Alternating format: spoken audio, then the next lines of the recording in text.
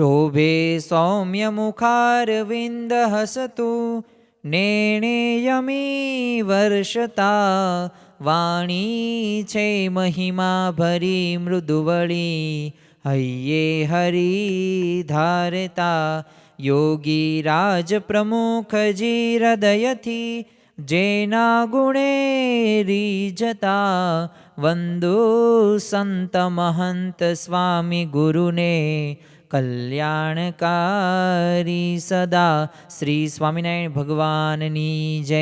અક્ષર પુરુષોત્તમ મહારાજની જય। ગુણાતીતાનંદ સ્વામી મહારાજની જય। પ્રમુખ સ્વામી મહારાજની જય। પ્રગટ ગુરુ હરિ મહંત સ્વામી મહારાજની જય। સુરત અક્ષરધામ મહોત્સવની જય। દરેક દિવ્ય હરિભક્તોને અક્ષર પૂર્ણિમાના જય સ્વામી નારાયણ। આજનો દિવસ એટલે કે 1 ફેબ્રુઆરી 2026 અને રવિવારનો દિવસ અને પાછું સોનામાં સુગંધ ભળે એમ અક્ષર પૂર્ણિમા એટલે કે પૂનમનો દિવસ। તો આજના આ પ્રથમ દિવસે આ નિત્યકથા શ્રવણની અંદર એ આપણે ખરેખર આપણે એક એવી સમજણો પ્રાપ્ત કરવાની છે। આમ તો આજે કોઈ પણ એવું એક પણ ક્ષેત્ર નહીં હોય કે જ્યાં પ્રશ્ન નહીં હોય। આજે સામાજિક ક્ષેત્ર હોય, આર્થિક ક્ષેત્ર હોય કે કૌટુંબિક ક્ષેત્ર હોય કે આધ્યાત્મિક ક્ષેત્ર હોય, દરેક ક્ષેત્રની અંદર પ્રશ્ન છે। પરંતુ આપણને જે સત્સંગ મળ્યો છે ને આપણને જે સત્પુરુષને આપણને જે ભગવાનની પ્રાપ્તિ થઈ છે ને જે શાંતિનો આપણે અનુભવ કરીએ છીએ, જે આનંદમાં આપણે હિલોળે એ હિંચકા ભરી કરીએ છીએ, તો આ ખરેખર બીજાને પણ આપણે આ આનંદની કે આ સુખની કે આ શાંતિની વાત કરવી તો છે, આપણે કરીએ પણ છીએ। પરંતુ પ્રશ્ન ક્યાં થાય છે? તો પ્રશ્ન ત્યાં જ થાય છે કે યોગી બાપાનું એ સૂત્ર આપણને એ યોગી ગીતાનું આપણને યાદ નથી। યોગીજી મહારાજ યોગી ગીતાની અંદર કહે છે કે પહેલા હેત કરતા શીખવું ને પછી વાત મુદ્દો કહેવો। પણ આપણે તો ઘરની અંદર કે આર્થિક ક્ષેત્ર હોય કે સામાજિક કે ધંધાકીય કે આધ્યાત્મિક ક્ષેત્ર હોય ને એ દરેક જગ્યાએ કંઈક ને કંઈક આપણે સલાહ આપતા હોઈએ છીએ। કંઈ પણ જાણ્યા વગર, કંઈ પણ સમજ્યા વગર આ સલાહ એમનામ શરૂ જ હોય છે। તો આનું મુખ્ય કોઈ કારણ હોય ને તો આપણામાં રહેલું એ અજ્ઞાન। એ જે સત્પુરુષ આપણને જે કહે છે ને એ પ્રમાણે આપણે પાલન નથી કરી શકતા। તો એનું કારણ શું છે કે આપણે ખરા અર્થની અંદર એ ગુણાતીત સત્પુરુષોએ જે કહ્યું છે ને એ પ્રમાણે આપણે એક નથી કરતા ને એટલે આપણને કોઈ લાભ પ્રાપ્ત થતો નથી। તો જો સૌપ્રથમ તો પહેલાં આપણે છે ને હેત કરતાં શીખવાનું છે। આપણે યોગી બાપાની એક બોધ કથા જોઈએ તો એક છે ને રાજા હતો।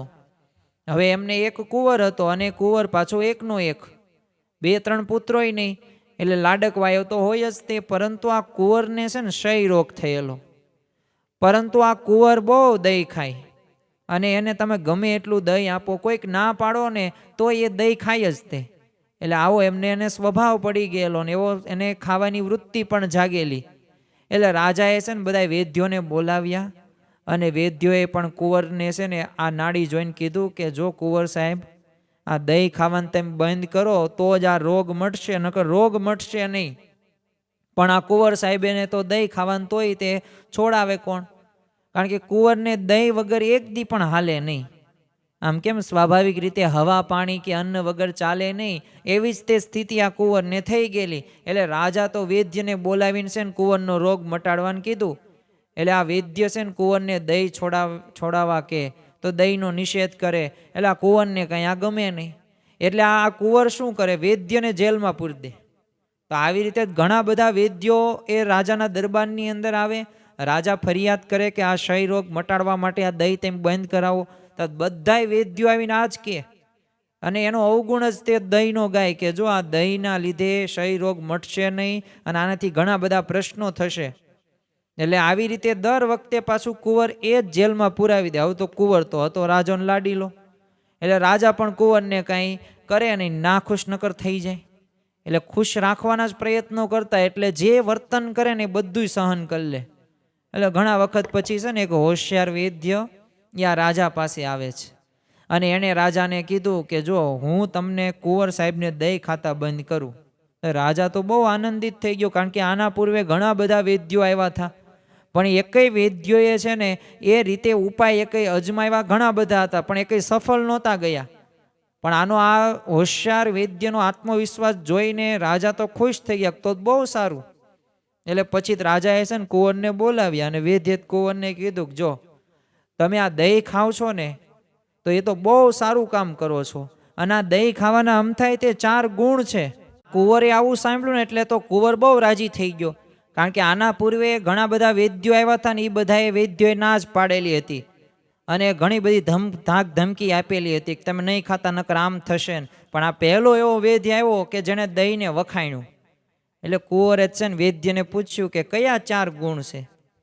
તે વૈદ્યે શું કીધું, જો પહેલો ગુણ તો એ કે આમ દહીં તમે ખાવ ને એટલે ધોળા છે ને મુવાળા ન આવે, અને બીજો ગુણ એ છે કે કોઈ દી કૂતરું તમને નહીં કરડે આ દહીં ખાવશો ને એમાં. અને ત્રીજો ગુણ આ વૈદ્ય કુંવરને કીધું કે જો કોઈ દી ઘરમાં છે ને ચોર નહીં આવે. અને ચોથો ગુણ તો અહીંથી પણ વિશેષ છે કે તમને ગટપણ નહીં આવે. એટલે તમ તાર દહીં ખાવાનું છે ને તમે શરૂ જ રાખજો, અને કંઈ ઉપાધિ કરતા નહીં. જે વૈદ્યોએ કહ્યું છે ને એ બધુંય ખોટું છે. અને આવી રીતે તો વૈદ્ય રાજે દહીંના ગુણ બતાવ્યા અને કુંવર તો એવા રાજી થઈ ગયા તે વધુ દહીં ખાવાનું શરૂ કરી દીધું. અને એમને વૈદ્ય સાથે બહુ તે હેત થઈ ગયું, એટલે પોતે રાજી થઈ ગયા કે આ વૈદ્ય રહ્યાની બહુ સારા છે. હવે આ બધું જોઈને છે ને રાજાએ વૈદ્યને એકાંતમાં બોલાવીને કીધું કે આ તમે આ શું કર્યું? આ મેં તમને બોલાવ્યા હતા અને તમારો આત્મવિશ્વાસ જોઈને મને એવું લાગ્યું કે તમે આ કુંવરને એ દહીં ખાતો બંધ કરી દેશો, પણ આનાથી ઉલટું તો આનાથી તો વધુ રોગ થશે. અને આ દહીં ખાય છે એનાથી 3 ગણું એ પોતે દહીં વધુ જમે છે હવે તો, અને આ બધું અવળું થઈ જશે, અમુકનો ક્ષય રોગ મટવાની જગ્યાએ વધશે. તે વૈદ્યે શું કીધું, જો મહારાજ તમે ધીરજ રાખો, હું આ કુંવર સાહેબને છે ને મારી સાથે હેત થાય ને એ માટે મેં આવું કર્યું છે, અને એમને મારી સાથે હેત થવા દો, અને પછી હું દહીંના નિષેધની બધી વાત કરીશ. મૂળ તો તમારે એ પ્રશ્ન સમાધાન કરવું છે ને કે મારો પુત્ર કુંવર રહ્યો એ દહીં ખાતો બંધ થાય ને ક્ષય રોગ મટી જાય. તો રાજા કે હા બસ મારે એ જ જોતું છે. તો આ વૈદ્ય કે તો પછી ધીરજ રાખો. અને રાજાને વૈદ્ય ઉપર વિશ્વાસ હતો એટલે એમણે કીધું તો બહુ સારું, કંઈ વાંધો નહીં, તમારે જેમ કરવું હોય એમ કરો. અને પછી તો કુંવર સાહેબે વૈદ્યની સાથે હરે ફરેન આનંદ કરેન રમેન જમેન, પાછું સુવે તે સાથે સાથે વૈદ્યને અને આ કુંવરે તે, એટલે બહુ હેત થઈ ગયું. તે કુંવર દિવસમાં એકવાર દહીં ખાતો હતો ને તો 3 વખત હવે તો ખાવાનું શરૂ કરી દીધું. અને કુંવર સાહેબને કીધું કે જો કુંવર સાહેબ કોકે વાત કરી કે જો આ તમે ખાવ છો એનો કંઈ વાંધો નહીં, પણ તમે આ વૈદ્ય રાજે તમને આ કીધું દહીં ખાવાનું, તો એ 4 ગુણ કયા છે એ તો તમે જાણો તો તમને વધારે ગમશે ને વધારે આનંદ આવશે. તે કુંવરને તો વૈદ્ય સાથે ખરેખરું હેત થઈ ગયું હતું, એટલે એમના બધાય વચન બધાય સત્ય જ મનાતા હતા. એટલે પછી એક દિવસે ને એમને આ કુંવર વૈદ્ય પાસે આવે છે અને પોતે બગીચામાં બંને બેઠા હોય છે. અને ત્યારે આ કુંવરે છે ને વૈદ્યને કીધું, વૈદ્યરાજ આ તમે મને આ દહીં ખાવાના 4 જે ગુણ બતાવ્યા છે તો એ કેવી રીતે આમ 4 ગુણ છે એ મને થોડાક સમજાવો ને.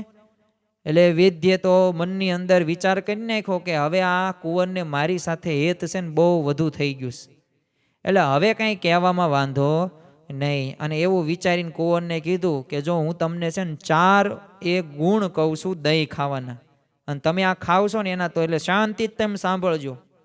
અને વાત કરી કે જો દહીં ખાધે છે ને ધોળા મુવાળા કેમ ન આવે, તો એ ધોળા મુવાળા આવ્યા છે ને મોર જ મરી જાય, એટલે જુવાન અવસ્થામાં જ તમે મરી જાઓ, એટલે ધોળા મુવાળા ક્યાંય થાવે, અને એવો કંઈ પ્રશ્ન જ નથી. એટલે આ પહેલો ગુણ. પછી કુંવરે પૂછ્યું તો પછી તમે આ દહીં ખાવ એને કૂતરું કેમ ન કવડે, એ કયો ગુણ છે? તે વૈદ્યે શું કીધું કે જો દહીં ખાય ને એટલે અંગ ખોટા પડી જાય, એટલે ટેકા વિના હલાય નહીં, અને લાકડી રાખવી પડે, અને લાકડી જોઈને કૂતરું તમારી પાસે આવે કે ન આવે? તો કુંવર કે ના ના ન આવે, તો બસ તો કૂતરું ક્યાંય જ કરડતું તમને. એટલે આ બીજો ગુણ છે દહીં ખાવશો એનો. તે કુંવરે કીધું ચાલો એ તો બરોબર, પણ આ ચોર ઘરમાં ન બેસી જાય એ કેવી રીતે? તે વૈદ્યે શું કીધું કે જો દહીં ખાવાથી શું થાય, ઉધરસ ચડે કે ન ચડે? તા કુંવર કે હા ઉધરસ તો આવે છો ને મને, તો આખી રાત તમે ખોખો કરશો ને એટલે આખી રાત જાગવું પડશે, એટલે ચોર ઘરમાં એ આવશે જ નહીં, કારણ કે તમે જ ખોખારા કરતા હશો. તે કુંવરે પૂછ્યું તો પછી આ ચોથો ગુણ આ ઘટપણ કેમ ન આવે? તે વૈદ્યે શું કીધું કે જો દહીં ખાધે છે ને ઘટપણ આવ્યા મોર જ મરી જાય. એટલે ઘટપણ આવે ને કાંઈ ફેર જ નહીં, જુવાનીમાં જ તમારું મૃત્યુ થઈ જાય. અને આ સાંભળીને તો એ કુંવર સાહેબને તો છે ને અરારટી થઈ ગઈ અને કીધું ઓહો દહીં આવું છે, તો હવે મારે દહીં ખાવું જ નથી. તો આમ જો કુંવરને વેદ સાથે હેત હતું ને તો વચન સત્ય મનાયણું અને પછી એને દહીં ખાવાનું બંધ એ કરી નાખ્યું. તો જો આમ યુક્તિ કરીને તે વેદ્ય દહીં છોડાયું. એમ રાજા બહુ રાજી થયા. જો પહેલે જ દિવસે દહીંનો નિષેધ કર્યો હોત તો શું થાત? તો બસ એના પૂર્વે જે વેદ્યો આવ્યા હતા ને જેલમાં ભેગા થયા હતા એવી રીતે આ કુંવર આ વેદ્યને જેલમાં પૂરી દેત. પણ જો પેલા હેત કર્યું, એમ આપણે ઘરની અંદર કે સત્સંગની અંદર એ નવા યુવકો કોઈક આવતા હોય, ગુણભાવી આવે કે ઘરના સભ્યોને સત્સંગ નથી અને એને બહુ રુચિ નથી, તો એને સત્સંગી કરવા માટે એને સત્પુરુષને એ આપણે કઈ રીતે વધુ વધુ ઓળખે તો પહેલાં હેત કરતાં શીખવું. જો પ્રશ્નો જીવનમાં આવતા જ નથી પણ એ પ્રશ્નોને આપણે મોટા કરીએ છીએ, પરંતુ એ પ્રશ્નો સામે જો આપણે ભગવાન અને સંત અને પ્રથમ તો આપણે એક જ વાત સમજવાની કે આપણા ગુણાતીત ગુરુ પરંપરાએ કેવી રીતે પોતે એ જીવન જીવ્યા હતા અને કેવા પ્રસંગોની અંદર પોતે સ્થિર રહી શક્યા હતા, તો ત્યારે આપણને ખ્યાલ આવશે. તમે વિચાર કરો, જામનગરની અંદર યોગી બાપા પોતે પધરામણી કરતા હતા અને ત્યારે એક યુવક દ્વારા અજાણતા પ્રસાદ ઢોળાઈ ગયો અને ત્યારે યોગી બાપાએ શું કીધું? પ્રસાદનો ગુરુ વરસાદ થઈ ગયો. તો પોતે સવળા વિચારથી એ ભક્તને ગુણ આવી ગયો. તો આવા તો ઘણા બધા પ્રસંગો છે. કડવી કાકડી હોય કે મલાઈ ઉતરેલી કઢી હોય, એવી મલાઈ વાળી કઢી બનાવીને એ તે પ્રમુખ સાંઈ મહારાજ જમી ગયેલા છે. તો એવા પ્રસંગો જ્યારે આપણે નજર સમક્ષ રાખીએ ને ત્યારે એમને કયો અભિગમ રાખ્યો, એમને કયા દ્રષ્ટિકોણથી પોતે સુખી રહી શક્યા અને બીજાને પોતે એ હેતે કરીને પણ એ જો સ્વાભાવિક રીતે ભગવાન અને સંતની આ જ વિશિષ્ટતા છે કે પોતાનું વર્તન જ એવું અણિશુદ્ધ રાખે છે ને કે વર્તનથી કોઈક સામાન્ય વ્યક્તિને પણ ત્યાંથી ગુણ આવે છે. તો એ હેત કરતા એમને આવડે છે, યોગી બાપાને આવડે છે. શાસ્ત્રીજી મહારાજ તમે જો, પ્રમુખ સ્વામી મહારાજ, મહંત સ્વામી મહારાજ, આજે બાળકો હોય કે યુવકો હોય કે વૃદ્ધ હોય ને દરેકને એમ લાગે છે કે બાપા અમારા માટે જીવ્યા હતા. પ્રમુખ સ્વામી મહંત સ્વામી અમારા માટે જ જીવે છે. યુવકો એમ કહે કે આ જે મહંત સ્વામી કહે છે ને કે યુવકો મારું હૃદય છે, તો યુવકો બાળકો માટે તમે જુઓ નિસ્વાર્થપણું, એ વાત્સલ્યપણું, એ અહમ શૂન્યતા તમે જુઓ. તો જો આ બધું હેતથી બધું થાય, એમ ઘરની અંદર, પરિવારની અંદર, સત્સંગની અંદર, સમાજની અંદર જ્યારે આ અભિગમ આવશે ને કે હેત પહેલાં કરતાં શીખવું છે અને પછી જે મુદ્દો હોય ને એ વાત કરો, તો આપણને જે પ્રથમ મેં તમને વાત કરી કે સત્સંગ જે આપણે સુખ માનીએ છીએ ને, જે આપણને રવિ સભા ભરવાથી, જે કથા વાર્તા સાંભળવાથી એ જે શાંતિનો અનુભવ થાય છે, તો બીજાને તે કરાવવો હોય ને તો એના માટે પહેલાં હેત કરતાં શીખવું. હેત પ્રેમથી જ તે કોઈ પણ વ્યક્તિને એ આપણે એવી રીતના વર્તાવી શકીએ છીએ. બાકી જો જોર જુલમથી કે પછી કાયદા કડક કાનૂનથી એ કંઈ થતું નથી. એટલે હેતના કાયદા છે ને એ પ્રમુખ મહંત સ્વામીમાં જે કહ્યું છે ઘર સભાની અંદર તે આ કોઈ જોર જુલમથી નથી કરવાનું, હેતથી કાયદાથી કામ કરવાનું છે. અને સ્નેહનો કાયદો ત્યાં લાગુ પડે છે. તો પહેલાં આપણી પાસે કોઈ આવ્યો હોય ને તો બીડી બહુ પીતો હોય, તો એ દિવસે કાંઈ બીડીનો અત્યંત કાંઈ નિષેધ નથી કરવાનો, પણ એને શું કહેવાનું? તમે જો વર્તમાન ધરાવો, બીડી પીવો છો તો એમાં મને કાંઈ વાંધો નથી. પણ જેમ જેમ આપણી સાથે એ રહેશે, એ હેત થશે ને ત્યારે આપણું વચન એને મનાશે ને બીડી બાકસ બધું બંધ કરી દેશે. પણ શરૂઆતથી જ તે તેમ કહી દો કે લસણ ડુંગળી ન ખવાય ને આમ ન કરાય, હવે 1000 નિયમ આપી દો ને તો પોતે મૂંઝાઈ જાય. એક પછી એક નિયમ આપવો જોઈએ. અરે કોઈક ધોરણમાં ભણતો વિદ્યાર્થીને એક સાથે 10 વર્ષનું ભણાવવામાં નથી આવતું. એ ધોરણ 7માં ભણતો હોય ને તો એને એ રીતે જ ભણાવવામાં આવે, એ ધોરણ 10મું 7માં ન ભણાવવામાં આવે. તો બસ એવી જ રીતે આપણે પણ એ જ ભાવના સાથે એ જીવન જીવવાનું છે. ઉત્તર દેશમાંથી જો નિરાકારવાદી સંન્યાસીઓ હવે દ્વારકાની છે ને જાત્રા કરવા જતા હતા. હવે રસ્તે શ્રીજી મહારાજનો મહિમા સાંભળીને વચ્ચે ગઢડા આવતા હતા. એટલે શ્રીજી મહારાજને પૂછ્યું કે આ બ્રહ્મ કેસા હે? તો મહારાજે શું કીધું? બ્રહ્મ નિરાકાર હે.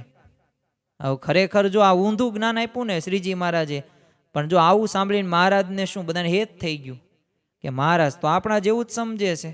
અને પછી તો મહારાજ ભેગા રહ્યા, ધીમે ધીમે બહુ હેત થઈ ગયું ને, તો જાય ને પછી તો મહારાજ સાકારની વાત કરે ને તો એ વાત એને મનાઈ ગઈ, અને હેતથી જો વચન મનાયું. તો એમ આપણે હેતથી કામ કરવાનું છે. મોતીભાઈએ કીર્તનમાં કહ્યું છે ને કે સંગ કરો ને આ સંગી છે આપણા આત્મામાં રહેનાર, ઘણા કાળની ભૂલને ટાળો હેતથી કામ થનાર. એ કોઈ પણ કામ હોય ને હેતથી જ થાય છે. એ જોર જુલમથી એક વખત થાય, બીજી વખત પછી દાય ન દે કોઈ. કોઈ પણ વ્યક્તિ છેતરાય ને, તમે બાટલીમાં પૂરવા ધંધા કરતા હોય ને તો એક વખત પૂરાય, 1000 વખત પછી પૂરાય નહીં. એ વ્યક્તિને ખબર પડી જાય કે આ વ્યક્તિ સાથે સંબંધ ન રખાય. એટલે જો અત્યારે સમાજની અંદર સંબંધો તૂટે છે, પરિવારની અંદર પ્રશ્નો છે ને, તો એનું મુખ્ય કારણ શું છે? હેત પ્રેમને ભૂલ્યા છે. નફાને પૈસાને આપણે મહત્વ આપી દીધું છે, સંપત્તિને મહત્વ આપ્યું, પણ હેત અને સંબંધને મહત્વ નથી આપતા. તો એના લીધે જ તે આવા ઘણા બધા પ્રકારના પ્રશ્નો થતા જોવા મળે છે. અને જો આ સત્સંગની અંદર આપણે જે દાન ધર્માદો કરતા હોય, જે આપણે સમર્પણની ભાવના સાથે જોડાયેલા હોય, તો યોગી બાપા કહેતા કે આ દેના બેંક છે, લેના બેંક નથી. એ ભગવાન સહસ્ત્ર ગણું કરીને આપે જ છે.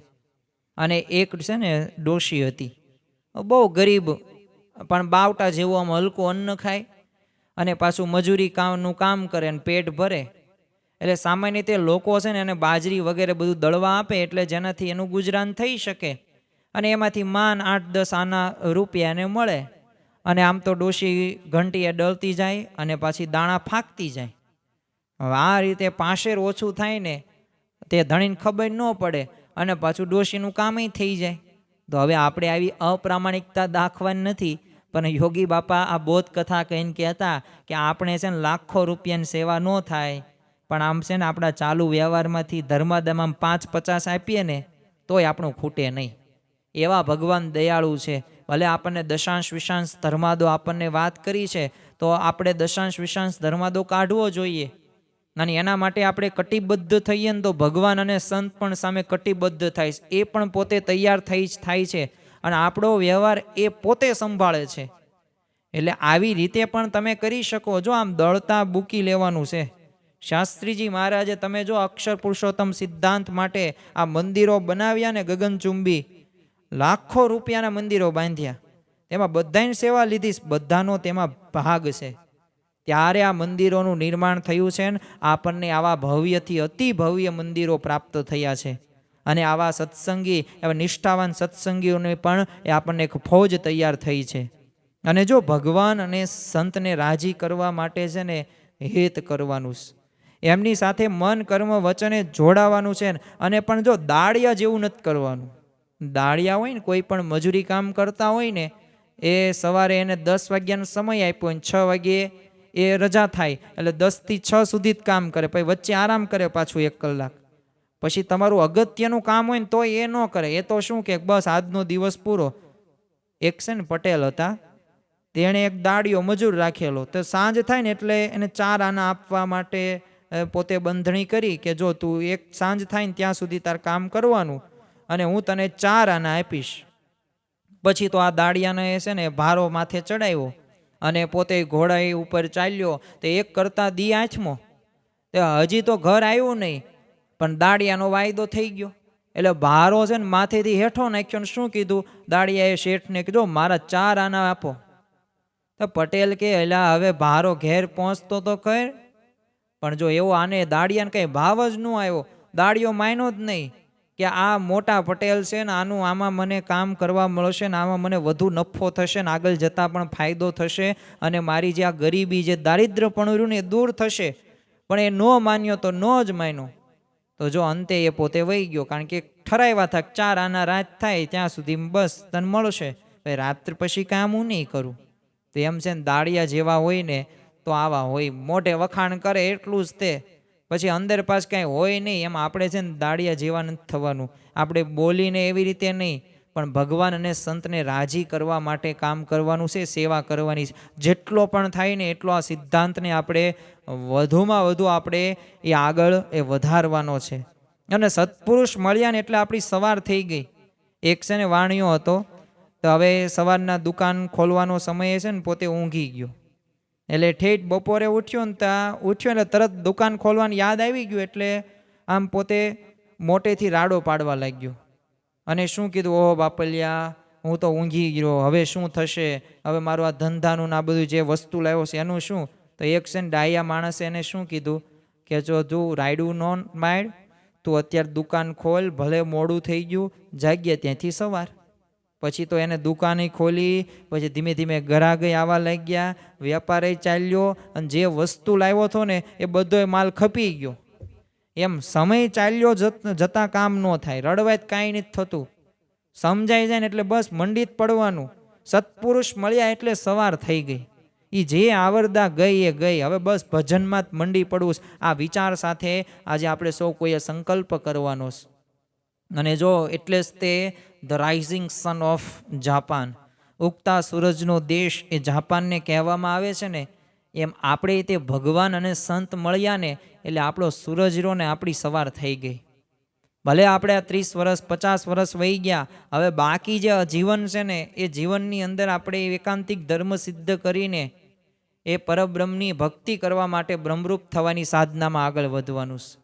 જો અનંત જન્મોથી આ બધું ભોગવ્યું છે, આ જન્મે આપણે ભગવાન અને સંતને રાજી કરવા છે ને, આ વિચાર રહ્યો ને, આ વિચાર જ તે ભગવાન અને સંત સુધી આપણને પહોંચાડશે.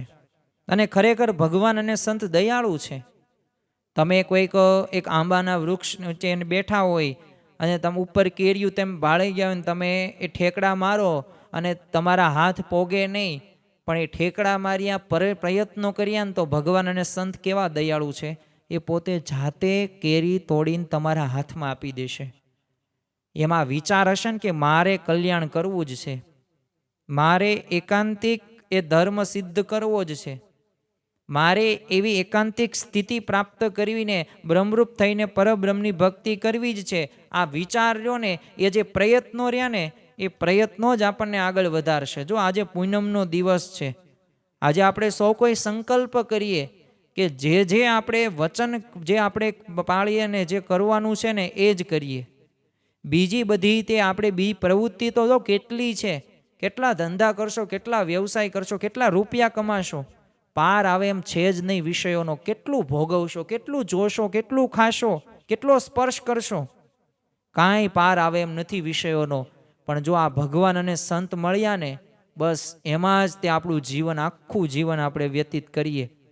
ભલે એવું નથી કે 50-52 વર્ષની ઉંમર થઈ ગઈ અને હવે તો બસ આટલા વર્ષ સુધી મેં આવી રીતના સમય પસાર કર્યો, હવે શું છેલ્લા જિંદગીમાં શું, મને તો બહુ દેખાતું નથી. કંઈ વાંધો નહીં, સંભળાય તો છે ને, અરે થોડુંક થોડુંક તો દેખાય છે ને, હાથ પગ તો ચાલે છે ને, તો ભગવાનના મંદિરે જઈએ, કથા વાર્તા સાંભળીએ, અરે ગ્રંથો વાંચીએ, સાથે સાથે એ આપણે સમાગમ માટે પણ સંતો માનમાં અનુકૂળતા હોય તો ત્યાં જઈએ, રવિ સભા ભરીએ, પરાસભામાં જઈએ. જેટલી પણ ભજન ભક્તિ થાય ને એટલું આપણું જીવન આપણે વ્યતીત કરવું છે.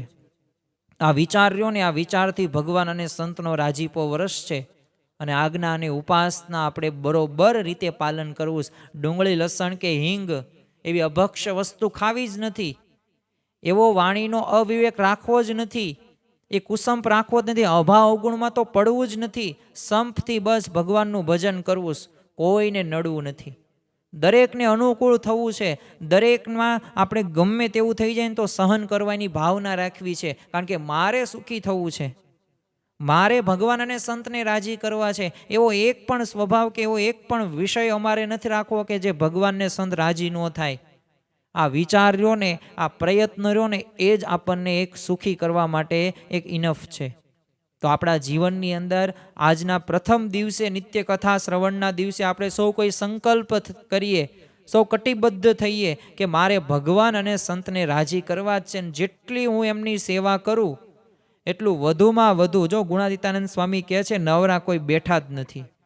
આ જમપુરી 84 લાખ આ બ્રહ્માંડોમાં લીટા તાણીએ છીએ, આ કથા વાર્તા સાંભળીએ, કથા વાર્તા કરીએ, કોઈ નવરું નથી. ભગવાન અને સંતની વાતો છે, આ વાતોથી એ બ્રહ્મરૂપ થઈ જવાશે, એકાંતિક ધર્મ સિદ્ધ થવાશે. એ આ પ્રમુખ સાહેબ મહારાજે ગુણાતીતાનંદ સ્વામીએ આશીર્વાદ આપેલા છે. તો આપણા જીવનની અંદર દ્રઢપણે આ માનીએ અને તને મને ધને એ ભગવાનનું એક સમર્પણ સાથે, એક મહાત્મ જ્ઞાનયુક્ત નિશ્ચય સાથે આગળ વધીને એ રાજી કરી શકીએ, એ જ આજના પ્રથમ દિવસે મહારાજ સ્વામીના ચરણોમાં પ્રાર્થના. શ્રી સ્વામિનારાયણ ભગવાનની જય.